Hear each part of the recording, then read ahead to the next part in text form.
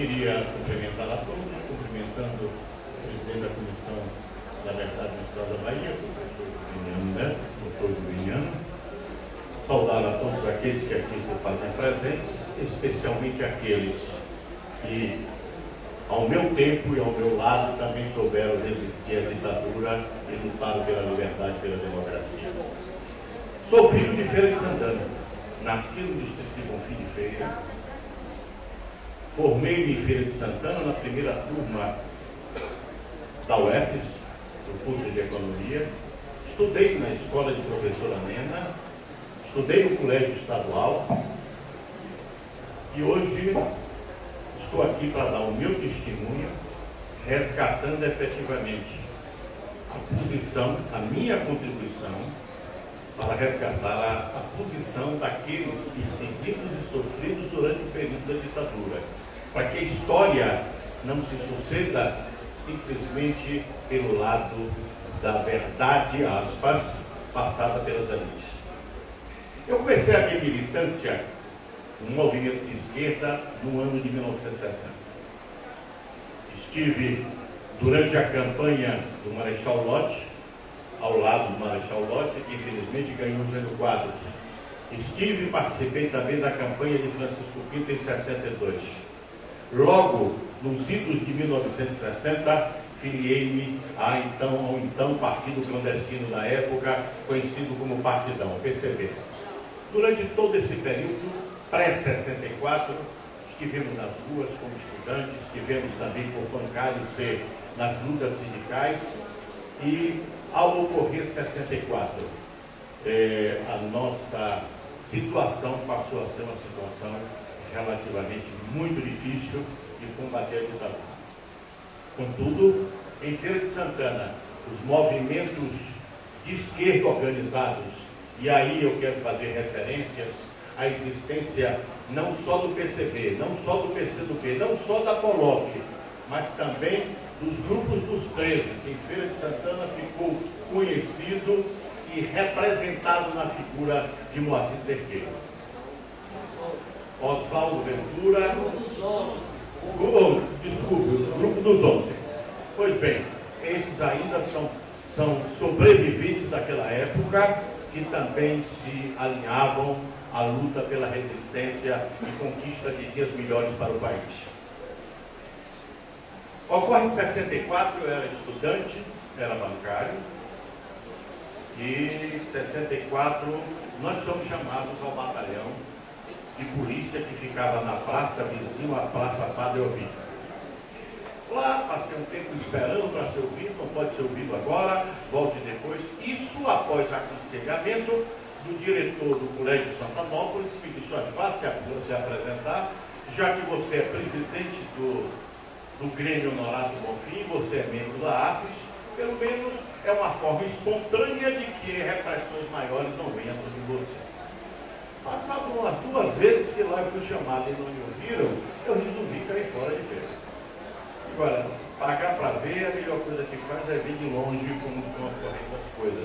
Já que tinha sido esfacelado totalmente todo o movimento de esquerda ligado aos sindicatos, ligado aos trabalhadores, ligado aos estudantes.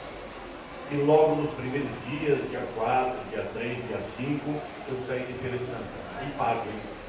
Vou para o local aqui ao lado de Serrinha, conhecido uma cidade de Miritingas, e lá, ao passar por ali, levado por um primo que trabalhava lá, era um campo de petróleo. De um lado e do outro, os carros, tantos carros parados. Quando eu chego lá no vilarejo, onde ficava sediado o pessoal da Petrobras, é que eu venho a saber, estamos esperando, porque dizem que estão deslocando para aqui um grupo do Exército para poder acabar com a greve do petróleo. Vixe Maria, saí do fogo e vim para dentro do vulcão. Pois bem, em verdade, essas ocorrências eram coisas sempre constantes. Em 64, o relato do Dr. Antônio Pinto aqui faz referências ao quebra-quebra da Câmara, onde eu estive presente, onde Celso Pereira, em 63, Celso Pereira, eu estava presente, outros tantos também lá estavam, de lideranças estudantis. É de se recordar que naquele momento ali, com o povo na rua, e não foram muitos não, doutor Antônio, eram milhares de pessoas que estavam lá, ao pé da prefeitura, manifestando o seu apoio a Chico Pinto, e que precisou do testemunho de Chico Pinto para poder garantir a descida dos vereadores com segurança.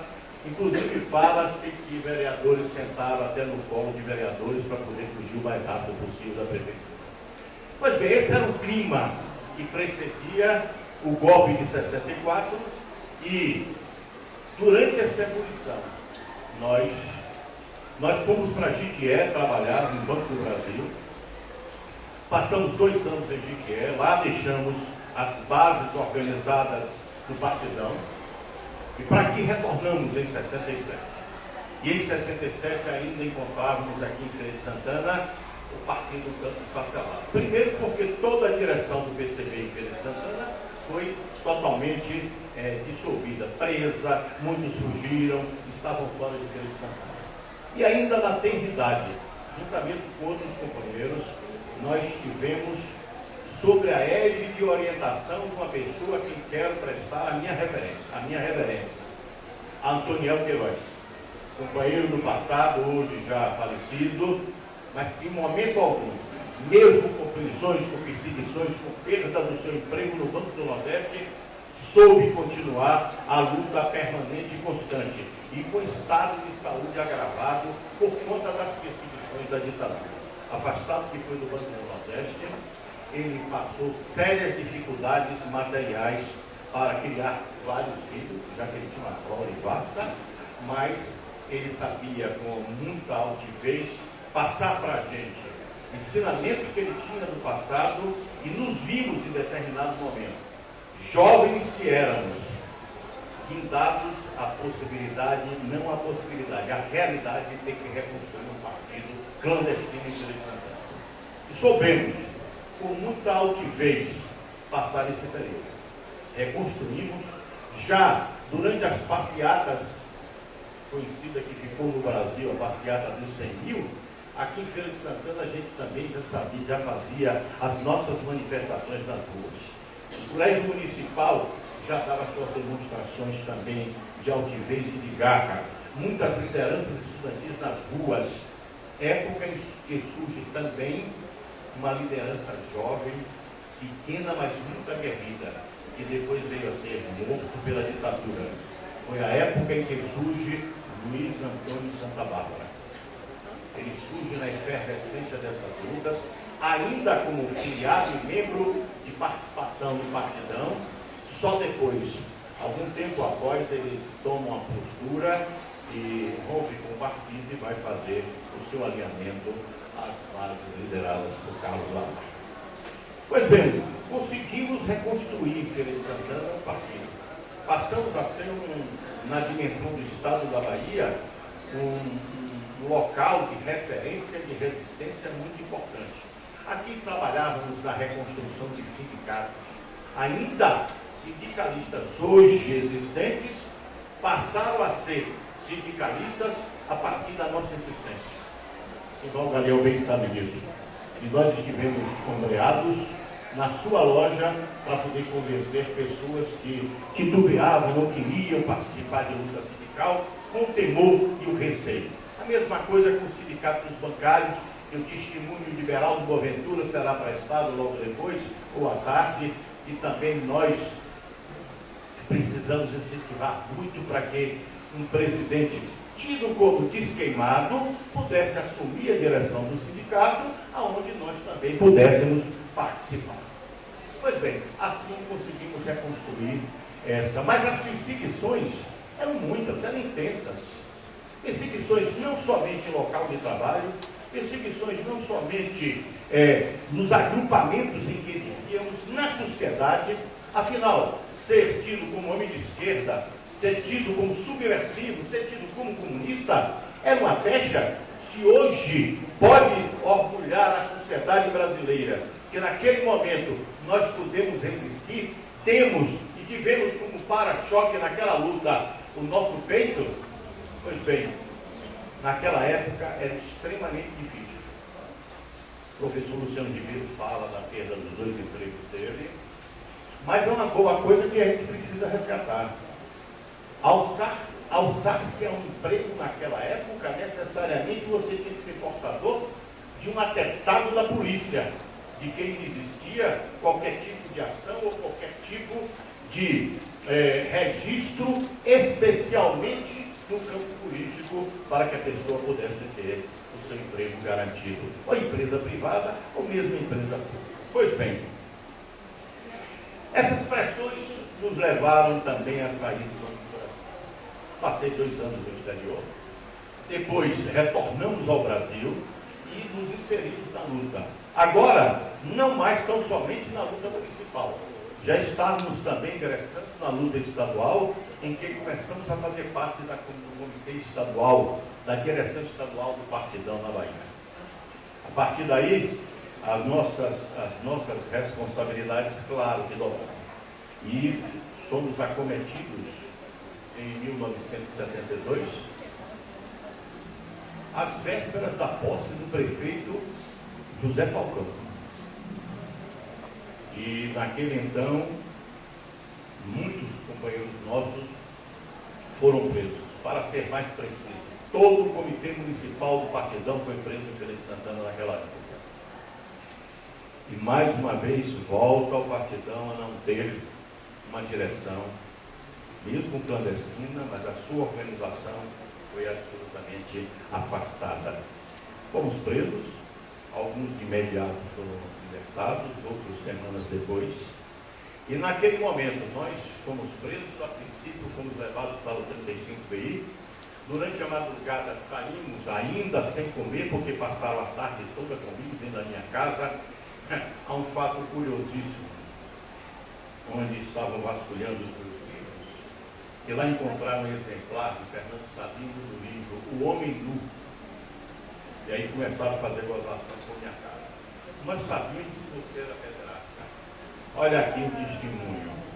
E aí levaram uma porção de livros marxistas, livros de Lenin, de Marx, livros que falavam sobre a teoria marxista, e nos deslocamos pela madrugada. Duas viaturas conhecidas como Amazonas, eram aqueles carros grandes, veraneiros.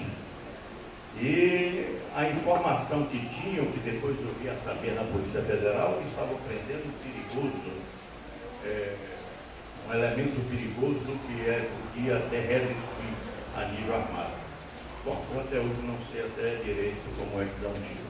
Pois bem, e lá com os companheiros todos, daqui de Feira de Santana, fomos deslocados, primeiro para a prisão dos fuzileiros navais.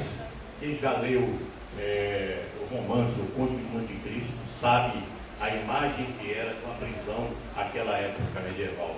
Pois bem, era típica. Correntes caindo de uma parede, num astro de madeira, um chão sujo, de suor, de esperma, de coisa a mais, e você ter que ali ficar deitado. Passamos uma noite praticamente em claro, porque tinha um militar embriagado preso ao lado, que a noite inteira chamava o cabo da guarda, e isso nós amanhecemos quando o pessoal do DOI-CODE nos chama para ser ouvido. Aí começamos a sofrer aquelas sessões. Eu não diria que tortura passa a ser tão somente o pau de arara, não tão somente a cadeira do dragão, ou outras formas mais sofisticadas até. Mas naquela época começávamos a tomar tapas de mão aberta na cara, joelhadas, pressões psicológicas que eu considero, sobretudo, as mais violentas, porque da tortura física, passado o momento, você pode se recuperar. Das psicológicas, elas perduram, e perduram por muito tempo. E muitos companheiros nossos que sofreram das torturas psicológicas, sobretudo até hoje, sofrem as consequências. Pois bem, eu não quero fazer muito referências ao período de Francisco Pinto, que sempre foi um período em que a luta legal do MDB permitia que essas forças que tinham sua atividade clandestina se abrigasse naquele grande guarda-chuva da época. E em Francisco Pinto, em Colbert Martins e outros companheiros mais, nós tivemos sempre a oportunidade de estarmos ombreados nas lutas legais e também nos momentos de apoio nas lutas ilegais, como Francisco Pinto fez, como Colbert Martins fez. E eu queria aqui fazer uma referência a uma pessoa muito idosa, ainda viva, que nos deu e permitiu a possibilidade de, em sua fazendazinha no distrito de Maria Quitéria, conhecido como São José, pudéssemos realizar a Conferência Estadual preparativa para o 7º Congresso do PCB. O 7º Congresso, que todos conhecem, nós realizamos realizamos a Conferência Estadual do Partido na Bahia. Antes disso, realizamos também uma chácara no fundo da Pneus Tropical. Ali existia uma pessoa, uma família de pessoas amigas que abriram suas portas para que nós pudéssemos realizar a Conferência Municipal preparatória para a Conferência Estadual. Nós temos aqui o Wilson Mário, filho dele, Walter Livramento, com sua esposa, pessoas simpaticíssimas que abriram as suas portas e lá realizamos, em 1967, a Conferência Municipal preparativa para a Conferência Estadual. Pois bem, continuamos a nossa luta, o nosso testemunho, eu quero continuar lutando, continuando a lutar, preso em 72, repetidas, o Luciano Ribeiro dizia que o convite sempre era feito para comparecer na área militar, onde ele deveria ser ouvido por algum esclarecimento que dessem na telha. Mas era muito mais para poder continuar com a pressão. E a partir de 72, em que passamos dias presos, e lá recebemos joelhadas nas costas, à altura dos rins, recebemos bofetadas coronhadas de um revólver que foi apreendido com um dos companheiros que foi preso, Beraldo Boaventura, e recebemos algumas coronhadas à altura da nuca aqui, além dos tapas coronhadas, murros na barriga. Além do mais, você tinha umas sessões curiosas. Primeiro entravam, e eu me recordo muito do cidadão por nome Tenente Ari, alcunhado de Ari, não sei o nome dele. Aconteciam essas sessões de pancadaria no gabinete do coronel Luiz Arthur, na Polícia Federal, onde fomos transferidos depois dos fuzileiros navais. Dizia-se à época que o coronel Luiz Arthur não permitia que fazer essa tortura. Realmente, na vista dele, nenhuma aconteceu. Ele saía, e eu entendo hoje mais como um sinal ou uma senha de: olha, estou saindo, vocês podem fazer. Quando eu retornar, vocês abram aí para me deixar minha imagem resguardada. E assim ocorria, não somente comigo, com outros companheiros também. Agora, primeiro vinha a tortura, que era aquela de uma pressão intensa do pessoal do boicote. E ali você tinha tudo, algumas informações que ele tinha na mão. Rapaz, não adianta você deixar, nós queremos saber de você, porque nós já sabemos, você é filho de tal lugar, você tem lá, enfim. Algumas informações que eram verdadeiras, ele dizia: nós queremos saber, e aí colocava um livro à nossa frente, de pessoas ligadas ao Comitê Central do PCB, ligadas à direção estadual do partido, se nós conhecíamos e em que circunstâncias que nós passamos a conhecer. Me lembro bem que o primeiro deles era uma pessoa que nós conhecíamos com o codinome de Arthur, aqui na Bahia, era o responsável do Comitê Central pela condução do partido aqui na Bahia, e o nome dele era Agriberto Vieira. Agriberto Vieira. Ele era um militar, fugido, perseguido pela ditadura, que não tinha sido presa, e que eles tinham uma ânsia impressionante para pôr a mão. E ele estava na Bahia. E, curiosamente, por forças das circunstâncias, eu sabia até onde ele residia. por encontro casual, passando a uma rua e ver saído daquela localidade, uma das transversais daquela da Rua Carlos Gomes. Pois bem, a parte mais importante que você tinha no procedimento desse era negar, era não reconhecer. Olha, deve ter feito alguma plástica que eu não estou reconhecendo, deve ter pintado o cabelo, deve ter tirado a barba, deve ter colocado a barba, e você sempre precisa desculpar. E sempre nesse momento é que eu quero resgatar o depoimento da Dilma, quando foi acusada de mentir durante os testemunhos. Mentir era a arma mais importante que um revolucionário tinha naquele momento. Porque o que a repressão queria era transformar numa corrente, aonde pessoas que eram presas denunciassem e ficassem pessoas que estavam em direção superior e que eles pudessem fazer aquele cordão para poder chegar ao objetivo maior, que era o esfacelamento da organização a nível nacional. Assim ocorreu muito. Eu gostaria também, a nível do testemunho, de que o Comitê Municipal de Feira de Santana do Partidão, em 1972, ele cai por um fato que ocorreu no Ceará. O partido mantinha uma gráfica para o Nordeste do Ceará. E essa gráfica caiu.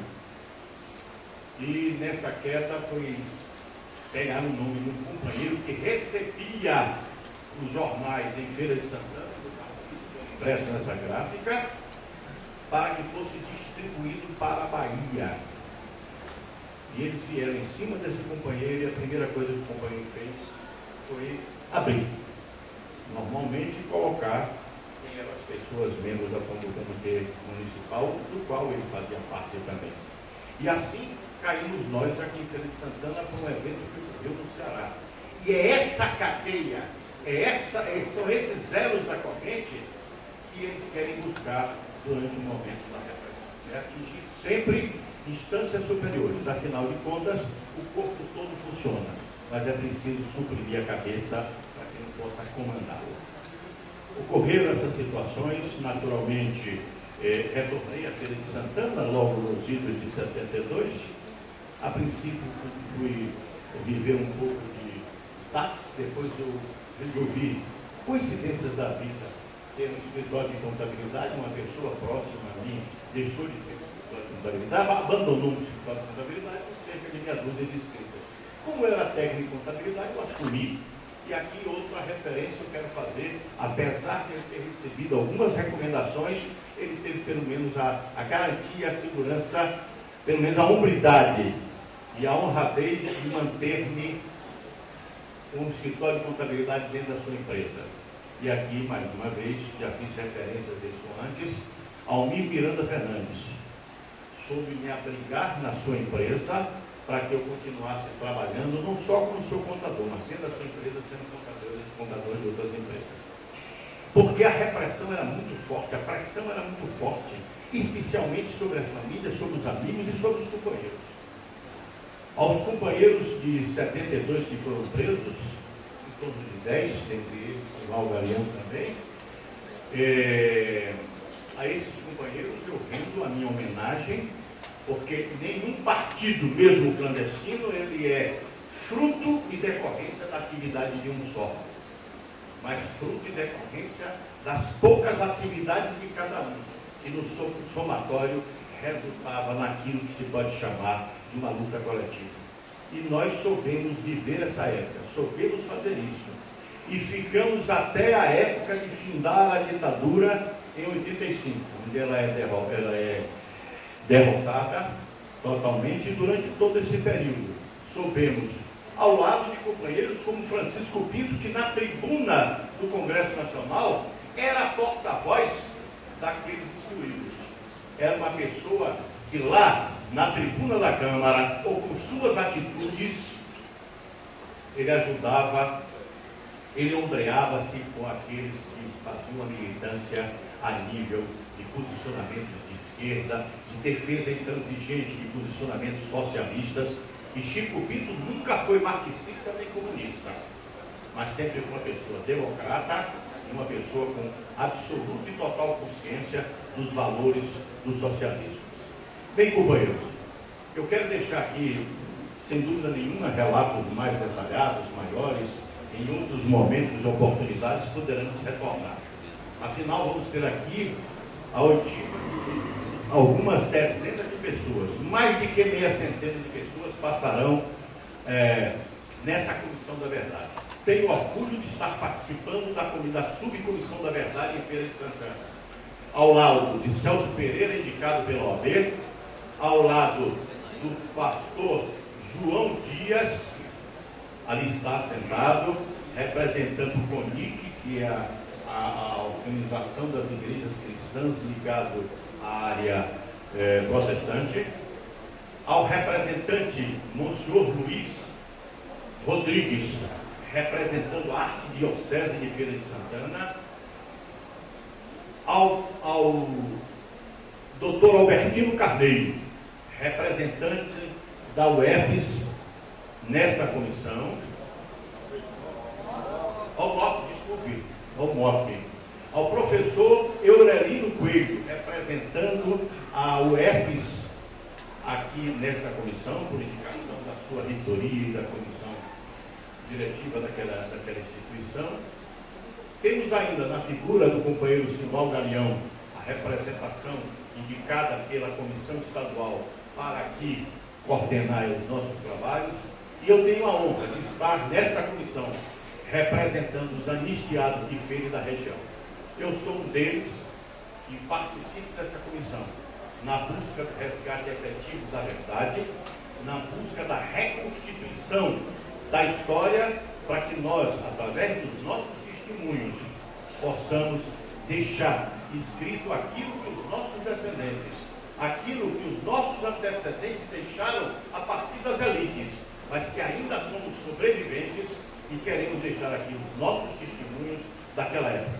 Como sobrevivente daquela época, eu quero dizer, soube resistir à ditadura, soube resistir nas lutas pela liberdade e democracia e continua ainda com o mesmo pensamento, o mesmo alinhamento na luta por um dia situações sociais mais prósperas e alvissareiras para a nossa população. Fiz um resumo muito rápido, companheiros. Afinal de contas, às 12 horas já chegaram. Atrasamos um pouco essa instalação dessa comissão pela manhã, mas de qualquer sorte resgatamos o planejado de ser ouvidos aqui hoje de manhã pelo menos 3 pessoas.